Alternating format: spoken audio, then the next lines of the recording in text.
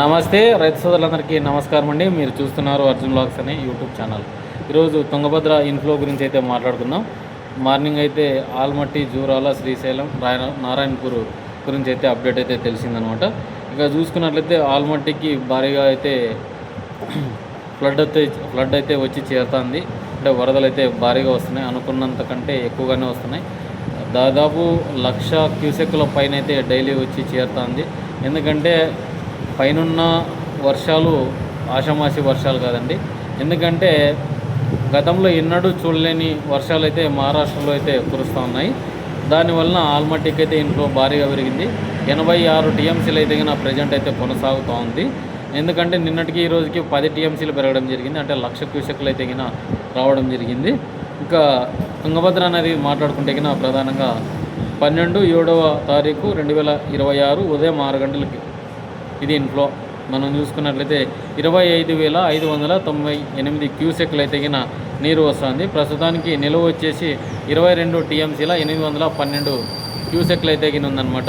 అంటే దరిదాపు ఒక 23 టీఎంసీలకి ఒక 200 క్యూసెక్లు అయితే తక్కువగా ఉంది. LVLLCకి అంటే లెఫ్ట్ బ్యాంక్ లో లెవెల్ కెనాల్కి అయితే 201 క్యూసెక్లు అయితే ఉరవకొండ వైపు నీళ్లు కొనసాగుతున్నాయి.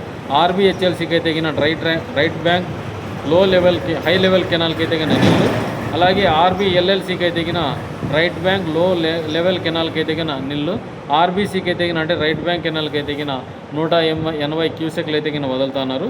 గత 3 రోజుల నుంచి కంపారిజన్ చూసుకున్నట్లయితే 44,315 క్యూసెక్లు అయితే 10వ తారీఖు అయితే రావడం జరిగింది. 11వ తారీఖు వచ్చేసి 39,215 క్యూసెక్స్ అయితే అంటే 39,245 క్యూసెక్లు అయితే రావడం జరిగింది. 10వ తారీఖు మనకి 17 టీఎంసీల 155 క్యూసెక్లు ఉన్న నీరు 20.573 టీఎంసీలు అయితే ఉండింది నిన్నటికి. ఈరోజు వచ్చేపాటికి 22 టీఎంసీల 812 క్యూసెక్స్ అయితే ఉందన్నమాట.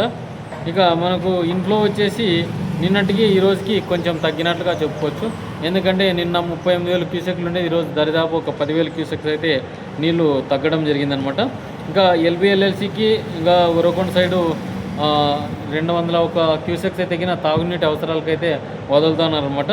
మనకి ఇన్ఫ్లోస్ ఇలాగే కొనసాగితే బాగుంటుందన్నమాట. ప్రజెంట్ ఇన్ఫ్లోస్ తక్కువ వచ్చే కొద్దీ ఇంకా ఇబ్బందిగానే ఉంటుందన్నమాట.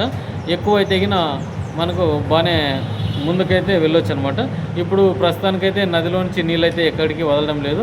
పైన పశ్చిమ కనుమలలో కానీ మహారాష్ట్ర వర్షాలు కానీ ఆ ఎఫెక్ట్ ముందుకు చూపిగిన ఈ నీళ్లు నదిలోకి వచ్చినట్లయితే ఒక 10-15 రోజులకి ఒక అనుకున్న రీచ్ని అయితే వస్తుందన్నమాట. అంటే మనకు ఒక 40 టీఎంసీలు వచ్చినా కూడా తాగునీటి అవసరాలకైతే జరుగుతుందన్నమాట.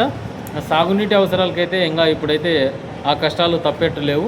ఎందుకంటే కూడా మనకు ఈ జూరాల ప్రాజెక్టు కూడా అనుకున్నంత రీచ్లో చూసుకున్నట్లయితే